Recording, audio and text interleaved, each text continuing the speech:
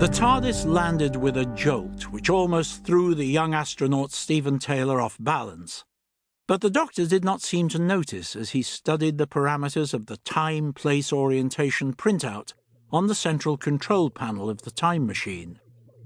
"Earth again," he observed, and waited for the digits of the time print to stop as they clicked by. But they didn't, at least not the last two. The first settled at 1 and the second at 5, but the last two fluctuated between 0 and 9 indiscriminately. "In the 1500s. We'll know exactly when in a moment," he added hopefully, but it was not to be. The numbers kept flickering by on the screen. "No one should allow a kid like me to go up in a crate like this," Stephen joked, but his humour was lost on the Doctor. "Perhaps we should ask Mission Control for permission to return for an overhaul?"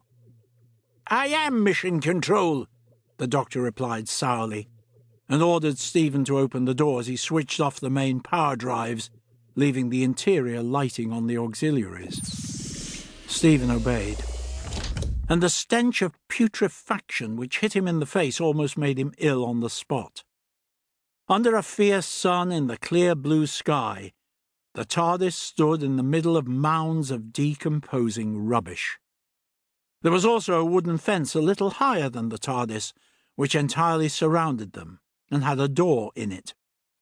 "Ah, perfect!" the Doctor observed as he looked out. He wore his cloak over his clothes, and his astrakhan hat was on his head. In one hand he held his silver-topped cane, in the other a handkerchief to his nose. "Heh! Putrescence! Just what we need," he added as someone on the other side of the fence threw several rotting cabbages over it. "Ha! Couldn't be better!" "Your logic escapes me, Doctor," Stephen replied. "My dear boy," the Doctor said indulgently, "people throw their rubbish over the fence rather than bring it in, which means that the TARDIS will remain unobserved here whilst we," he gestured airily, "explore." "What's to explore?"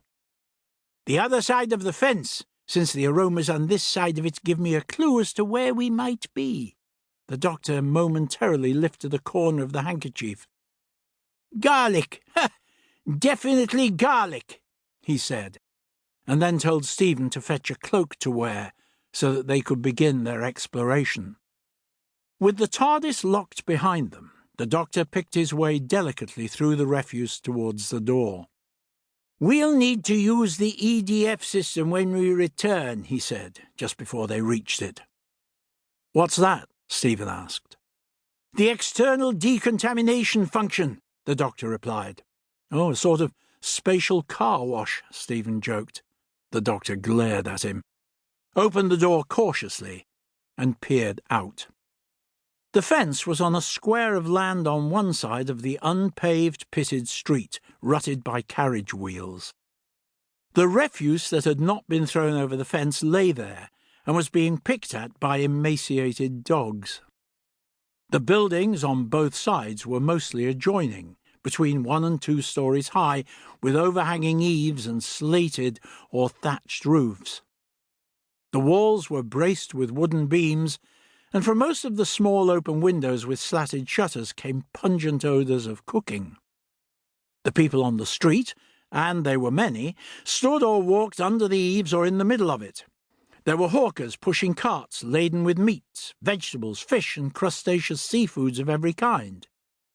There was a knife sharpener with his grinding wheel, a carpenter with his mobile lathe, and the remainder of his tools in a leather haversack on his back. There were also vendors with their trays slung by straps from their necks, filled with every variety of cheaply made knick-knack.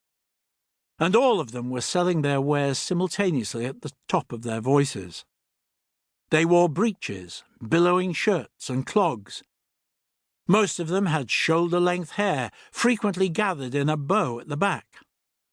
Several had gaudy, gypsy-like bandanas on their heads, and a few wore curled, wide-brimmed flat hats.